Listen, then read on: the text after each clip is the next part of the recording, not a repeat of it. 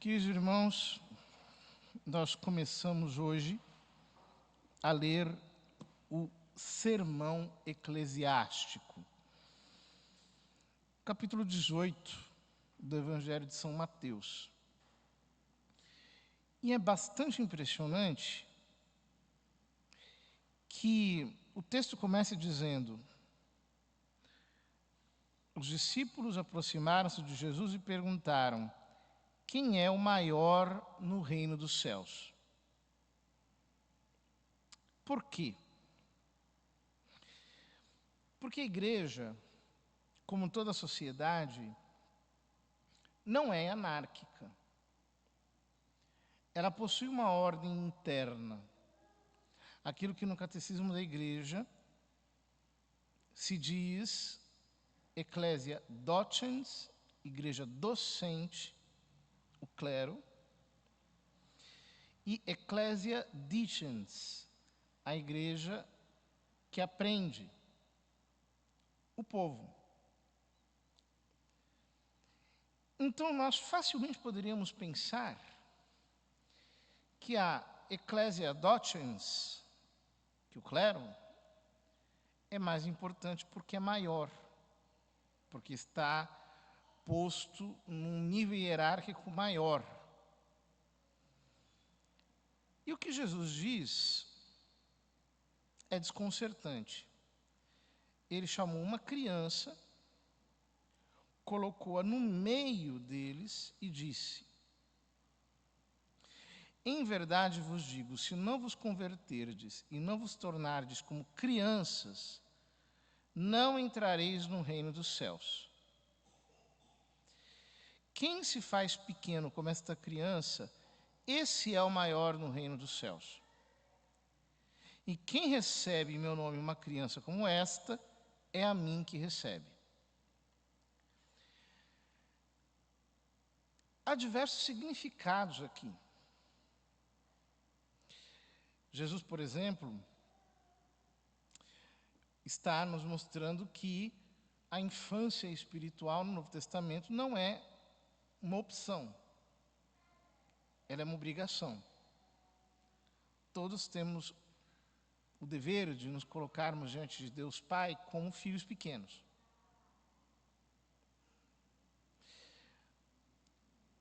Ele também mostra como o ser criança, de alguma maneira, faz parte da constituição da igreja, porque todos somos discípulos. E assim como uma criança é ensinável, todos nós deveríamos ter a docilidade para aprender. Ou seja, na igreja ninguém sabe demais. Nunca existe aquele que sabe de tudo.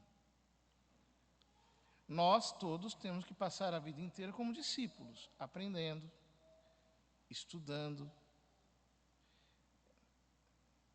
É uma coisa que muitos esquecem, né?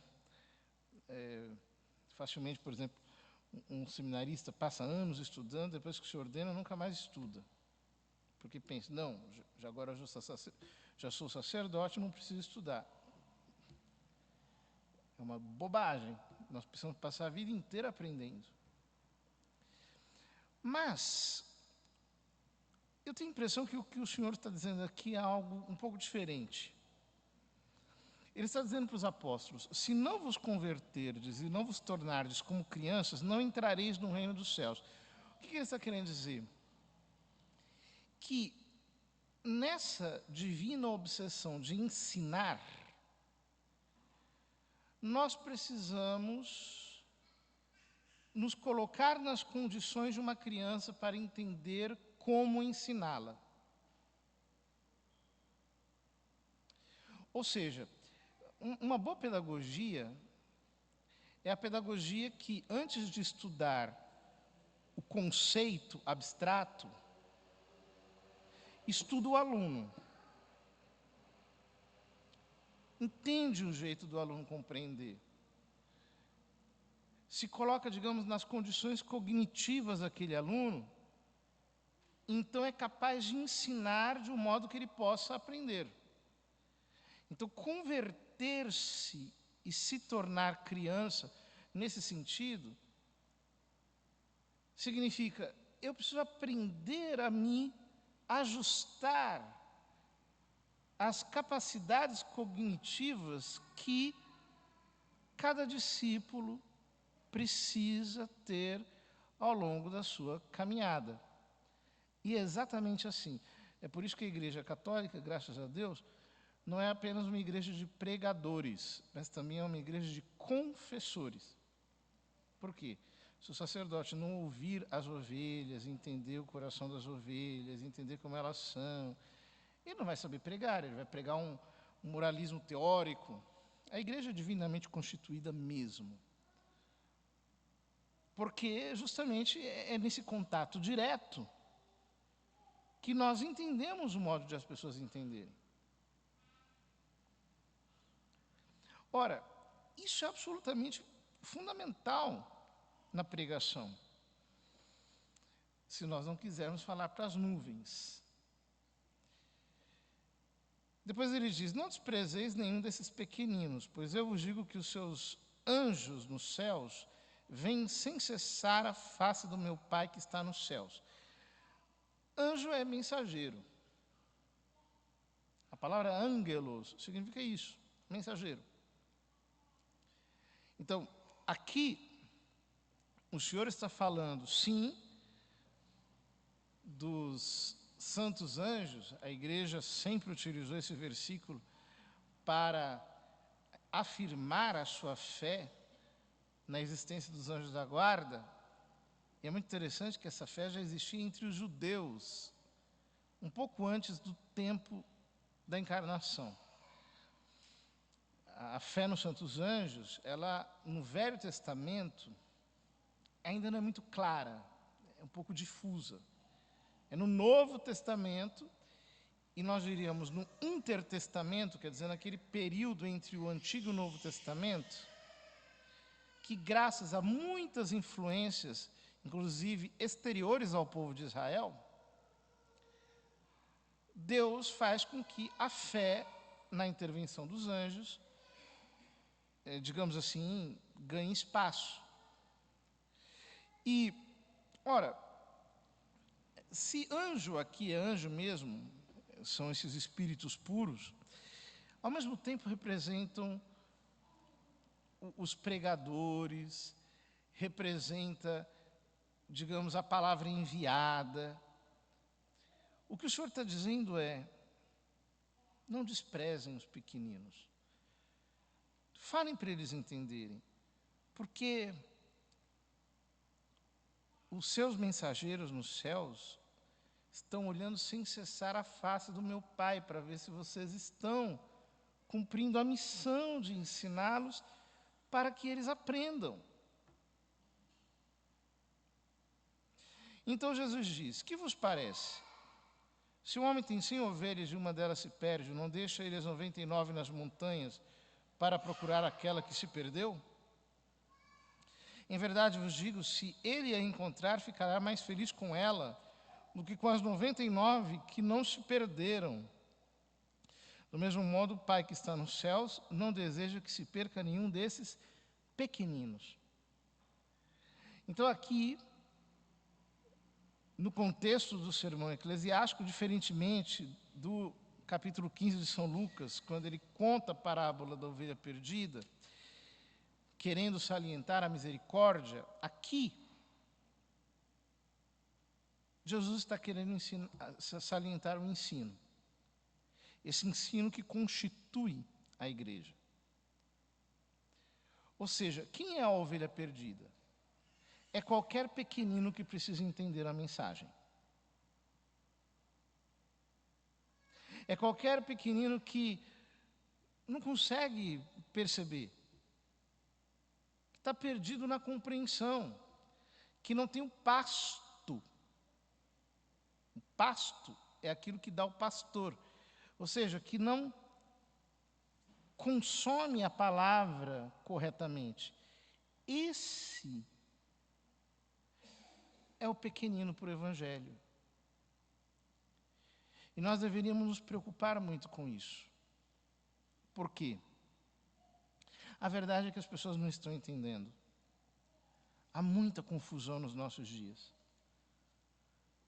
Há muitas pessoas que semeiam uma palavra cheia de ambiguidades, que induz ao erro, que não produz a vida da graça, efetivamente, que não transforma o coração do homem para que ele entre realmente na espiritualidade, na comunhão com Deus. Há muita coisa estranha sendo dita nos nossos dias, e nós deveríamos nos preocupar. Cada vez que uma pessoa, por exemplo, abre a boca e diz uma bobagem doutrinal, diz uma imprecisão acerca da espiritualidade, dos sacramentos, ou de qualquer coisa, isso deveria mexer conosco.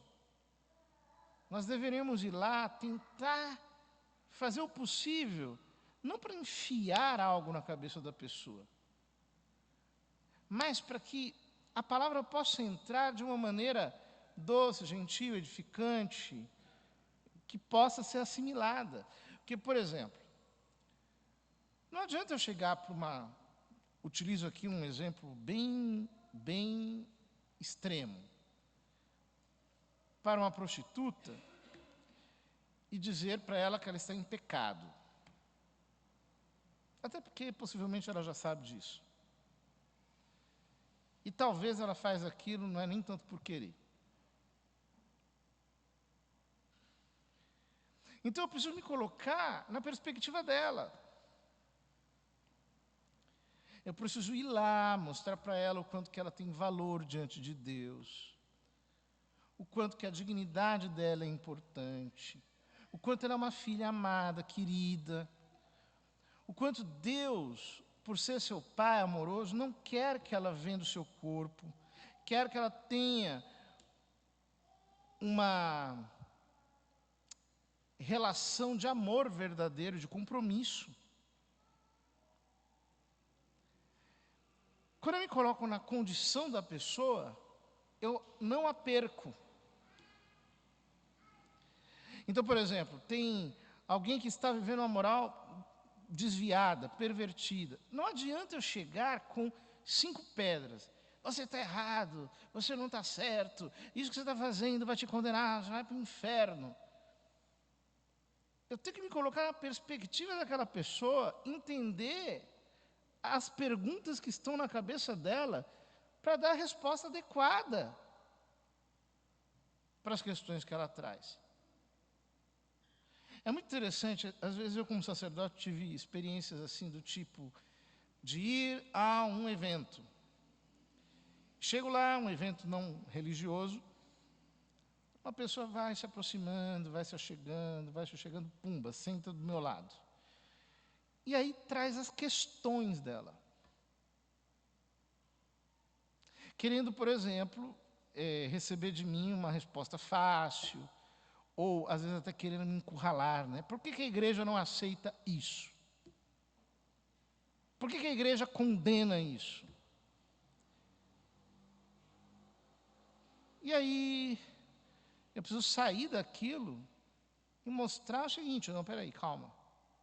Você está começando a conversa pelas últimas consequências.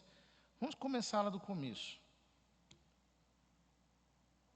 Você sabe que Deus te criou por amor? Que você é muito amado por Deus? Por exemplo, e muitas pessoas, quando recebem a mensagem do Evangelho, ainda que dita assim de uma maneira bem resumida, realmente recebem a graça na sua alma, elas são transformadas. Mas por quê? Porque existe da nossa parte a capacidade de entender aquela pessoa. Qual é o nosso problema? O nosso problema é o seguinte: nós não nos convertemos aos pequeninos porque nós achamos que todo mundo tem que se converter à nossa pequenez. Ou seja, a infância espiritual demanda de nós uma certa atitude adulta, que é a capacidade de se colocar no lugar do outro. De um outro que entende menos, que teve menos oportunidade, que não consegue. E hoje em dia há muita intolerância. Esses dias mesmo uma pessoa me falava: padre, lá não sei aonde, tem um pessoal que celebra assim, assim, assado, que faz assim, assim, assado, que tem esse jeito, que tem aquele outro jeito, que não sei o quê, e isso está errado, porque a igreja não sei o quê. Eu falei: peraí, calma, vamos lá. Mas você sabe se aquela pessoa teve condições de saber isso aí que você sabe? A maior parte das vezes não teve. Fez um outro caminho. Por que você não chega lá, né?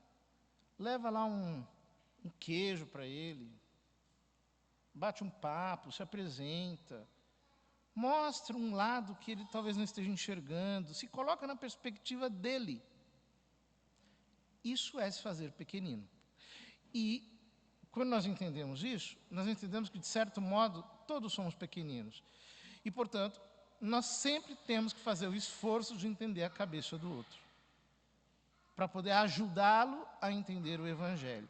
Agora, se eu quero ser sempre entendido, se eu quero ser sempre aceito, se eu quero ser sempre, digamos assim, acolhido, aí não sou eu que me estou convertendo às crianças. Sou eu que estou querendo que todo mundo se converta à minha criancice.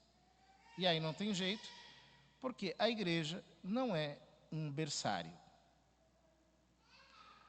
Vamos pedir ao Senhor que nos conceda essa capacidade pedagógica, porque, de fato, é ela que nos permite sempre levar a palavra com um espírito aberto, ameno, disponível, humilde, simpático, que pode fazer com que Cristo seja amado, acolhido e adorado.